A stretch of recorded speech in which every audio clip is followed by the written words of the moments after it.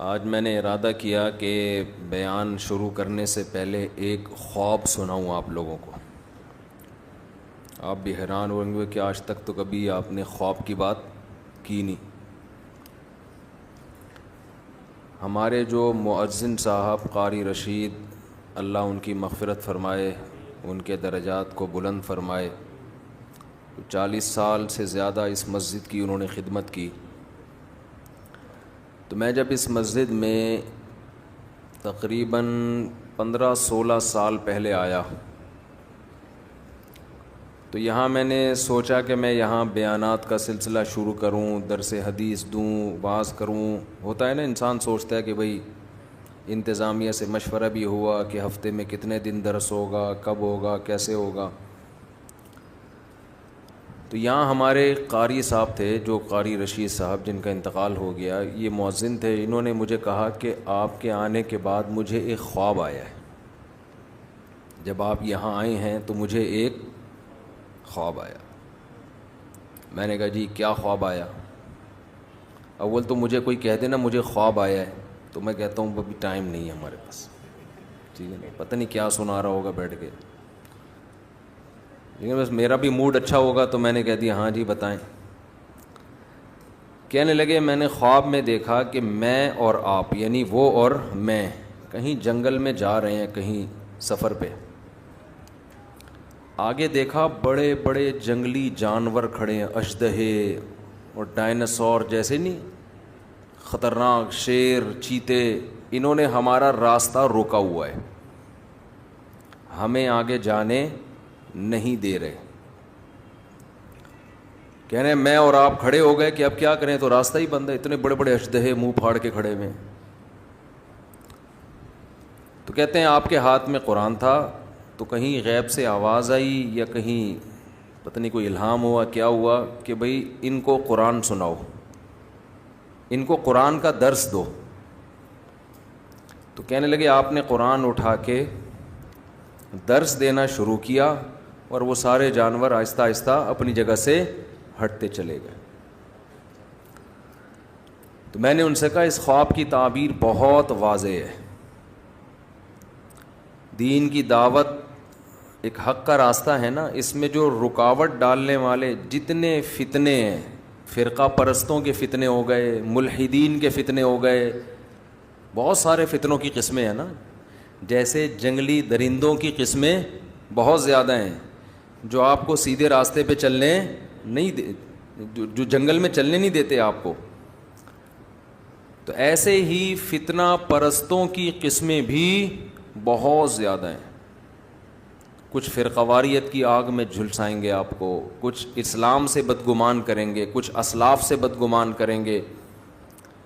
تو اس خواب میں نے کہا اشارہ ہے کہ سب کا ایک ہی حل ہے کہ ان کو کس پہ لگا دو، قرآن پہ. تو اس سے آہستہ آہستہ یہ سارے خود بخود ختم ہونا شروع ہو جائیں گے. تو اس لیے میں نے درس قرآن کو کوشش کی ہے زیادہ فوکس کروں میں. پھر قرآن میں بھی آج کل مسئلہ یہ ہے کہ جو قرآن جس کے دماغ میں کچھ ہوتا ہے نا، وہ اس کے حساب سے قرآن سناتا ہے. میں اپنی مثال دے دوں، اگر میں نے دماغ میں 4 شادیاں مسلط کی ہوئی ہیں تو میں ہر آیت سے 4 شادیاں کشیدتا رہوں گا. ٹھیک ہے نا، یہ ہوتا ہے بعض خطیبوں کے ساتھ، ہر چیز ادھر ہی اٹھا کے فٹ کریں گے. میں نہیں کرتا ایسے، لیکن ہو سکتا ہے یہ نفسیات بن جاتی ہے انسان کی. بعض لوگ جو جہاد کے قائل ہیں، ہونا چاہیے انسان کو، وہ ہر آیت سے جہاد جس کا جہاد سے کوئی تعلق بھی نہیں ہے اس سے بھی کیا نکالا جا رہا ہے. وہ پورے قرآن میں الحم سے لے کے والناس تک ان کا قرآن گھومتا ہے جہاد کے گرد. یہ بھی غلو ہے بھائی، جتنا جو چیز ہے اس کو اتنا بیان کیا جائے، جس کو جتنا رکھا گیا ہے نا. کوئی اس کو پورا تبلیغ پر، کوئی پورا سیاست پر، کوئی خلافت پر. اب تو سیاسی جماعتیں ایک دوسرے پہ فتویٰ لگانے میں بھی قرآن کا سہارا. آپ کا آدمی جب وہ غلطی کرے اس پہ قرآن کی آیتیں فٹ نہیں کرتے. جیسے ہی مخالف پارٹی نے وہ غلطی کی، قرآن پڑھ کے سنانا. فرقہ پرست بھی یہ کام کرتے ہیں. آپ کی مخالف رائے پہ کوئی عالم چلا گیا تو فوراً یہودیوں کے علماء والی جو آیتیں ہیں وہ اپنے مخالفین علماء پہ فٹ کرنا شروع کر دیں کہ یہود و نصارہ کے مولوی یہی کرتے تھے، آج یہ مولوی بھی. تو ہر آدمی کوشش کرتا ہے اپنی جو ایک جس کو کہتے ہیں نا فرسٹریشن، جو ایک ٹھڑک ہوتی ہے، وہ ٹھڑک کس طریقے سے پوری کر رہا ہوتا ہے. لیبل کس کا لگ رہا ہوتا ہے؟ قرآن کا. تو میں نے یہ ارادہ کیا تھا. اچھا، ڈاکٹر اسرار احمد رحمہ اللہ تعالیٰ کی ایک اچھی بات یہ لگی کہ ان کے درس میں یہ عنصر کم نظر آیا. میں یہ نہیں دعویٰ کرتا کہ بالکل بھی نہیں تھا، ان کے بھی اپنے کچھ نظریات تھے جو وہ درس میں لاتے رہتے تھے، لیکن اتنی بات ہے کہ انہوں نے قرآن کے وہ مضامین جو قرآن نے بہت اہتمام سے بیان کیے، ان مضامین کو انہوں نے بہت زیادہ ہائی لائٹ کیا ہے. تو بہرحال میں نے یہ اور بھی علماء ہیں، لیکن ہمارے علماء کا مسئلہ یہ ہے کہ وہ میڈیا پہ نہیں ہیں. ان کے درس اپنی مسجدوں کے اندر محدود ہیں. حضرت مولانا سرفراز خان صفدر صاحب رحمہ اللہ تعالی گجرانوالہ کے بہت بڑے عالم نہیں علامے تھے. وہ اتنے بڑے عالم کہ آپ ان کی کتابیں پڑھو آدمی حیران ہو جاتا ہے کہ کیسا علم اللہ نے اور تحقیق کیسی دی تھی ان کو. جب میں نے ان کی کتابیں پڑھی نا تو میں نے کہا بھائی یہ ایک صفحہ لکھنے میں کم سے کم 1.5 سے 2 مہینہ لگا ہوگا، جو ریسرچ ان کی ایک پیج پر ہوتی ہے. جبکہ مکتبہ شاملہ بھی نہیں تھا، گوگل بھی نہیں تھی. ان کے بارے میں تھا کہ جب وہ تحقیق کرتے نا ان کو پتہ چلتا کہ یہ حوالہ مجھے ملے گا ترکی کے فلاں کتب خانے میں فلاں کتاب میں ہے، یہ یہاں سے کسی کو بھیجا چل بھائی ترکی جا، فلاں کتاب نکال تلاش کر، اس کے فلاں صفحے میں دیکھ کے مجھے بتا کہ ہے یا نہیں ہے. سمجھتے ہو؟ تو ایسے ان کی تحقیقی کتابیں ہیں، لیکن ہماری عوام ان کو جانتی بھی نہیں ہے. کیوں؟ بھائی وہ میڈیا کا استعمال ہی نہیں تھا، لوگوں کو پتہ ہی نہیں ہے. اور آج کل جتنے لوگ فائدہ اٹھا کے نا اپنی تحقیق لا رہے ہوتے ہیں، اصل میں ان لوگوں کی تحقیقات ہوتی ہیں، نسبت کس کی طرف کر دیتے ہیں؟ میری تحقیق. حالانکہ اپنی نہیں ہوتی کسی کی ہے، چوری کر کے اپنے کھاتے میں ڈال دی. محنتیں ان لوگوں نے کی ہیں جو دنیا کے سامنے ہیں ہی نہیں. تو میں نے یہ ان کا میں ایک عرض کر رہا تھا، ان کا بھی بڑا زبردست درس ہوا کرتا تھا. میرا خیال ہے 30-35 بار انہوں نے پورے قرآن کا درس ختم کروایا. مجھے صحیح طرح یاد نہیں ہے، 20 بار یا 30 بار اس طرح پورے قرآن الحمد سے لے کے والناس تک انہوں نے درس قرآن دیا ہے.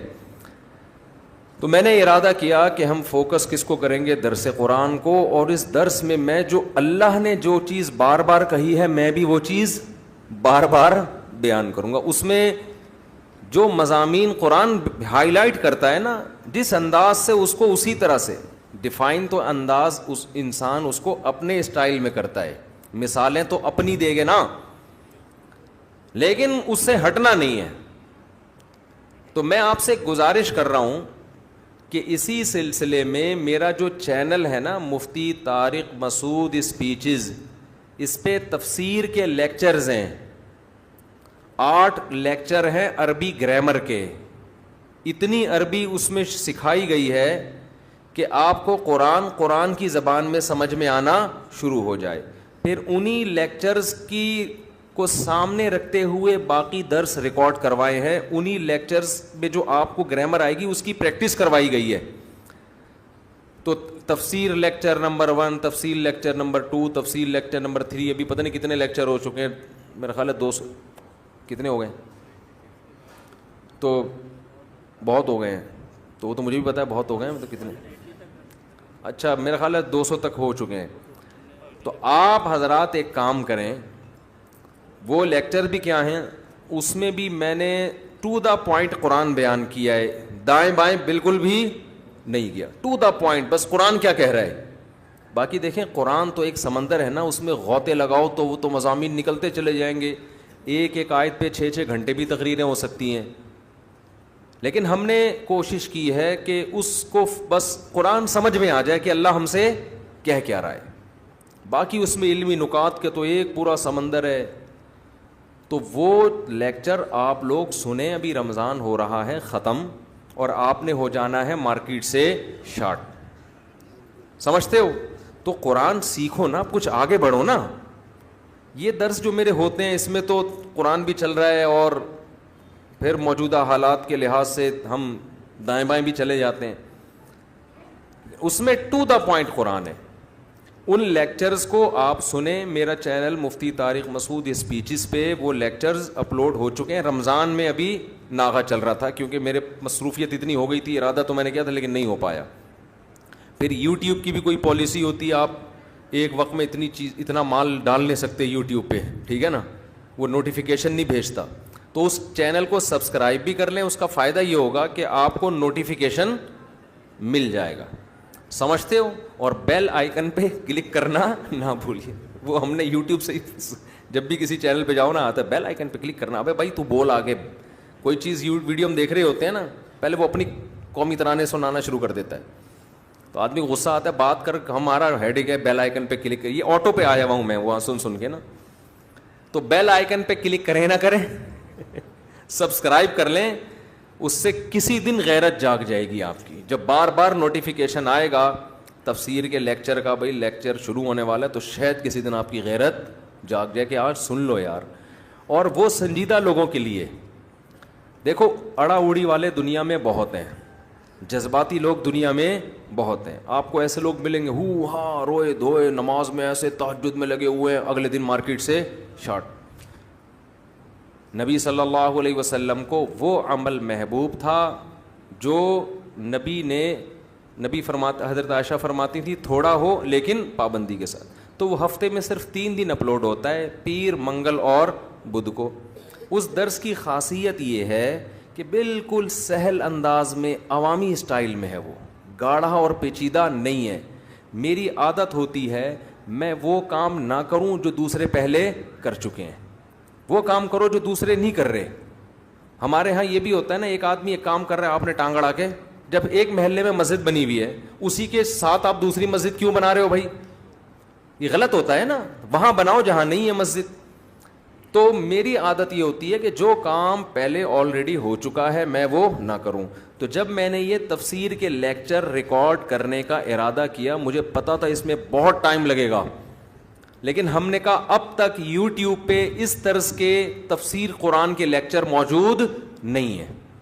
اگر کوئی پورا قرآن سن کے سمجھنا چاہتا ہے اور تھوڑا چاہتا ہے کہ مجھے عربی بھی آ جائے, تو میری تحقیق سے پتہ چلا ہے کہ ایسے لیکچرز ابھی تک موجود نہیں ہیں. ڈاکٹر اسرار احمد کے ہیں لیکن وہ اس طرز کے نہیں ہیں, وہ الگ انداز کے, اس کی اپنی افادیت ہے. تو الحم سے لے کے والناس تک کوئی اگر قرآن سمجھنا چاہے گا, میں انشاءاللہ امید سے کہتا ہوں کہ اگر وہ اس طرز پہ سنے گا نا, تو آہستہ آہستہ عربی سے اس کو اتنی مہارت ہو جائے گی کہ خود بخود آگے قرآن سمجھ میں آنا شروع ہو جائے گا. تو وہ لیکچر سنا کریں, تمیز سے 40 منٹ کا ہوتا ہے, روزانہ ایک ٹائم متعین کر لیں یار, ہینڈ فری لگا کے ہم نے بیٹھ جانا ہے, اور کوشش کریں قرآن سامنے رکھ کے پڑھیں. سمجھتے ہو, ایک پین بھی رکھ لیں, اس پہ چھوٹے چھوٹے نوٹس بھی لکھتے رہیں, اور قرآن 15 لائنوں والا ہو یا 17 لائنوں والی, جو قرآن ہو وہ پھر ہمیشہ وہی رہے. یہ بھی ایک اصول یاد رکھ لیں, زندگی بھر قرآن کی تلاوت کا معمول بنائیں ایک جیسا قرآن. اس کا بڑے فائدے ہیں, کیا ہیں یہ بات لمبی ہو جائے گی.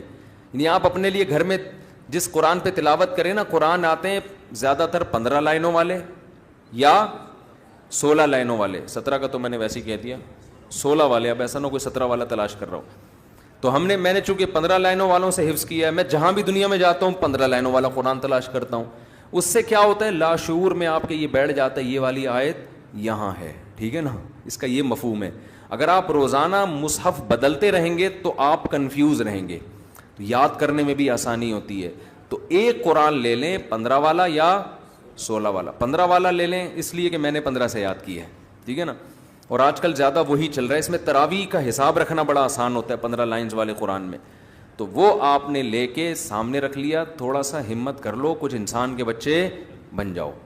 اور آپ نے ایک پین رکھ لیا کان پہ, کتنا اچھا لگتا ہے نا, اور ایک قریب کی نظر کمزور ہے تو ایک ناک پہ تھوڑا سا چشمہ ٹکا لیا, اور بیگم سے کہا ذرا تصویر لے کے مجھے بتاؤ کیسا لگ رہا ہوں میں.